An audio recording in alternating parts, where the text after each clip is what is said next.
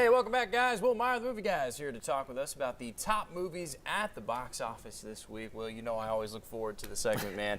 Thanks for being here. Yeah, thanks for having me. Let's talk a little bit about what's going on at the box office. Yeah, first up we got Lego Movie 2, which this is one of the biggest, it's arguably the biggest movie so far released in 2019. So it's a sequel to the Smash 2014 animated hit, the Lego Movie, which is, Sean, one of the best animated movies of all time, in my opinion. I need to see it. It's fantastic. But we've had two spin-offs since then. So we've had the Lego Batman movie and the Lego Ninjago movie.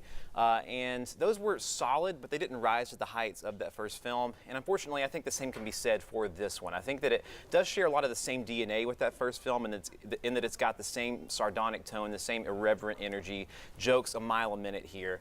But I wasn't really laughing that much this time around. And I think part of that has to do with just the law of diminishing returns. You know, we kind of know what this movie is about at this time, by this time, you know, what kind of humor we're going to get. But also, it's just not as witty.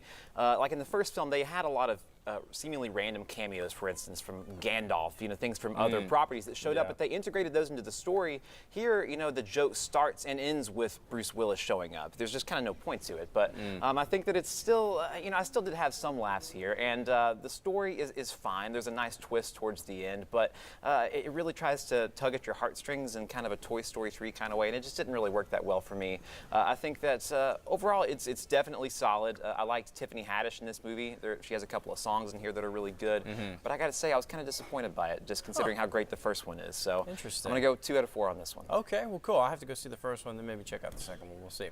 All right, so next one, Cold Pursuit here. Yeah, this is an action movie starring Liam Neeson, who you might have heard made some unfortunate comments and was in the news a lot this past week. But, what the heck, man? But in this movie, he plays a snowplow driver who is seeking revenge against the drug dealers who killed his son. You know, in this movie, he is quenching a thirst for revenge in predictably brutal fashion, as Liam Neeson does. But that sounds really familiar. Yeah. But what's surprising and refreshing about this movie is that it's got a lot of dark humor in this movie. When I saw this, I think the audience was kind of surprised and taken aback in that this movie is so jokey, because every death, you know, satisfies an act of justice, but it's also an opportunity for a joke. You know, I did laugh out loud some in this movie, but it's tough to nail that balance of dark humor and violence, and this one doesn't always nail it. I think it's because it's not necessarily always that witty. It's just trying to sort of shock you into laughing, you know, make you laugh with how irreverent and how dark it can get.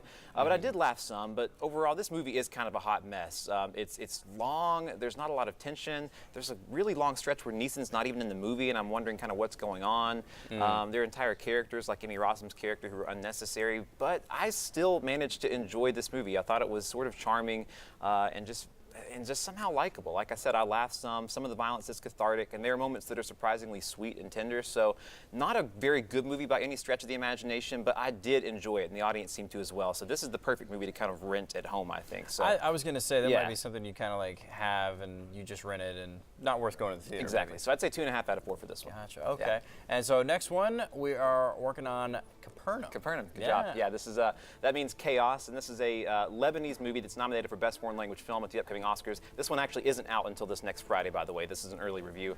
This is a film about a 12-year-old boy who is suing his parents for the crime of giving birth to him.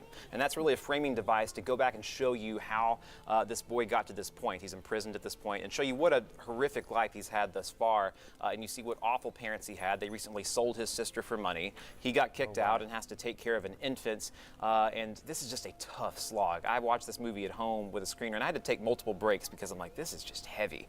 But, you know, this is reality for many people, and so you know that what you're watching is important, that you're going to be better informed, and I think have a fuller heart for having seen it, and I think that ends up being true.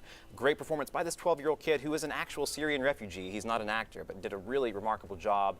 This movie is predictable, it's manipulated, but at the end of the day, I think it's really effective at what it sets out to do, and it's certainly worth seeing. So I'd say 3 out of 4. Check this one out at Downtown West on Friday. It's called Capernaum. Great. All right. Well, Will, quickly, your Facebook page. Yeah, you can go to my Facebook page or my Twitter page, Will Talk Movies. Will Talk Movies. Great. Always. Thank you, man. Really appreciate it.